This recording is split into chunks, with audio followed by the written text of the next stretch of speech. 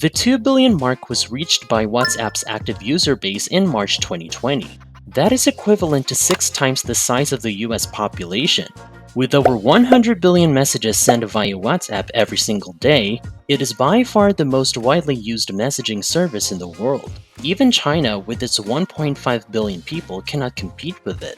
The only issue is that nobody truly understands how the most widely used messaging software in the world generates revenue. WhatsApp does not contain advertisements and it's a cost-free app, unlike Facebook or Instagram.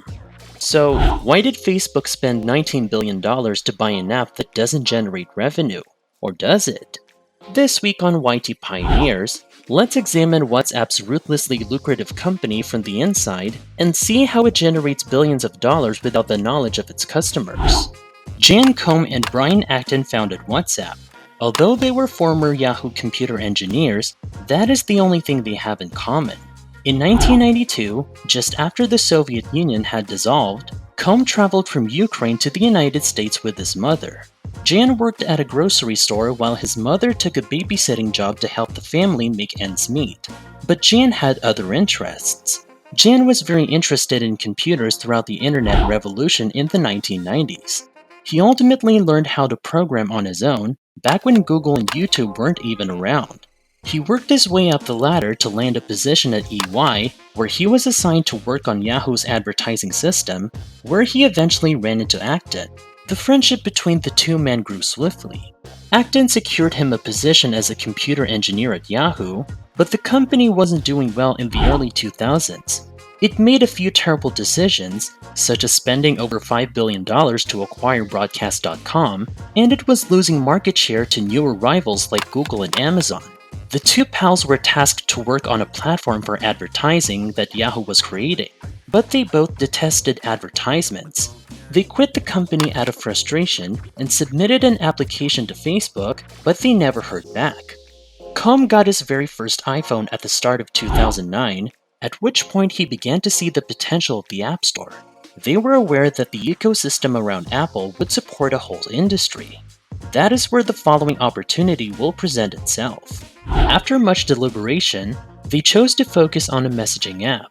The only free messaging service at the time was BlackBerry's BPM, which was only accessible to BlackBerry owners. They then made the decision to develop an alternative app for the other phones, which they called WhatsApp, short for What's Up. Almost 250,000 individuals downloaded the app in the first few days as it instantly gained popularity. The two pals believed they had just discovered a gold mine. They grew their workforce significantly and persuaded their former employees to contribute $250,000 to the business. But WhatsApp has an issue, a very large problem. The creators of WhatsApp left Yahoo because they detested ads, but other social media networks, like Facebook, made money by selling advertisements. They committed to never allowing advertisements or other distractions to take the app off course. But even though WhatsApp's growth was phenomenal, the app was losing money. As a result, they started charging users $1 per year in order to support the team. At first, it appeared as though this would drive away users, but it didn't. At the start of 2011, WhatsApp would ascend to the US App Store's top 20 list of apps. With only 50 employees and over 200 million actively monthly users in 2013, WhatsApp was valued at $1.5 billion. With that many users, the business generated $200 million in revenue.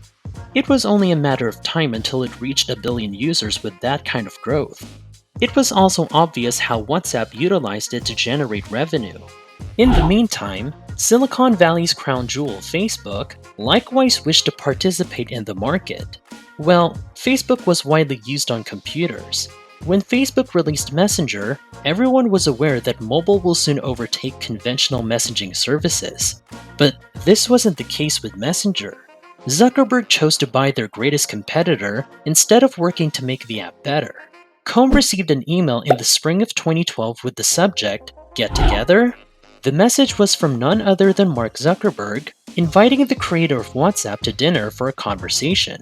For more than a year, Zach sought to persuade Acton and Koum to sell WhatsApp to Facebook, but the founders were slow to act. But Zach became enraged when he saw that Google was preparing to make an offer. He made a startling $19 billion offer to buy WhatsApp, outright in exchange for the founders remaining at Facebook for at least 4 years, paying $4 billion in cash, $12 billion in shares, and another $3 billion in stock awards. The agreement made the founders instant billionaires and gave them a seat at the table. But not everything was rosy. Given that WhatsApp was one of the most well-known brands in the sector, Facebook had an entirely different strategy. It made WhatsApp free. Customers may download the app and were relieved of the $1 cost. Users more than doubled to 1.5 billion users in the following 3 years. It was likely Facebook's finest wager of all time.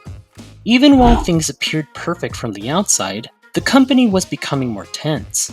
Facebook sought a return on its $19 billion investment, the largest ever made in Silicon Valley. The app's end-to-end encryption, for which it became famous, was to be weakened and adverts included, which both of the founders rejected. Acton announced his departure from WhatsApp on September 17, 2017, when the arguments became so severe.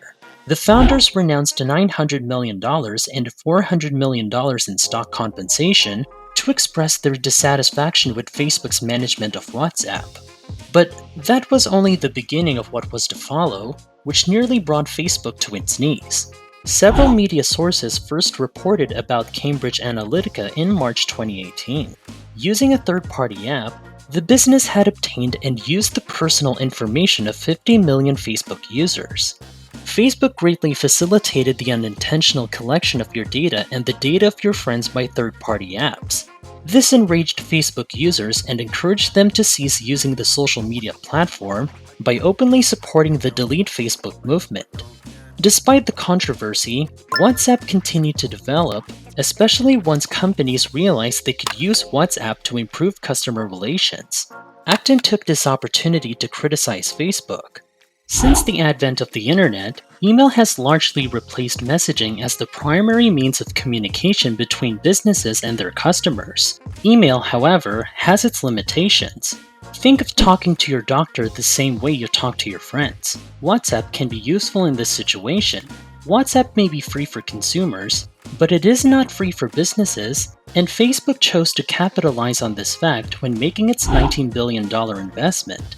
Get as many people as you can on WhatsApp, because where there are people, there will be business. The idea was to let users contact their banks, airlines, doctors, and other service providers directly through the app. For each message returned after 24 hours, businesses are charged anything from 0.01 cents to 90 cents. Data, however, is more appealing to corporations. WhatsApp offers statistics to businesses. The tool allows users to automate fast responses and sort communications. Its ability to tag customer interactions allows you to keep organized, find them again, and resume the conversation. Also, you can automate communications like a goodbye message or hello. In this manner, even if you aren't available, you may still give consumers prompt responses. In order to showcase their goods and services, firms can really construct a catalog within their business profile. People already frequently check WhatsApp rather than emails. So, communicating with companies on the same platform only sharply raises the engagement rate. More than 50 million businesses now use WhatsApp to communicate with their clients. By 2020, Forbes projects a $5 billion potential revenue with a $4 per user average. WhatsApp users are almost identical to Facebook users, despite the fact that there are no adverts on the platform. The main distinction is that WhatsApp gets access to a lot more information than Facebook does, including your contacts, camera, and location. People usually don't trust Facebook, yet they feel comfortable providing their info to WhatsApp. WhatsApp may assert that they don't abuse users' personal information, but based on his past behavior, Zuck doesn't seem to care about privacy issues unless they become a controversy. And even then, not much has changed. Facebook's ability to leverage WhatsApp data to produce more precise advertisements. Consequently, its ads will cost more. Hence, even though WhatsApp may not be making much money, it boosts Facebook's overall revenue.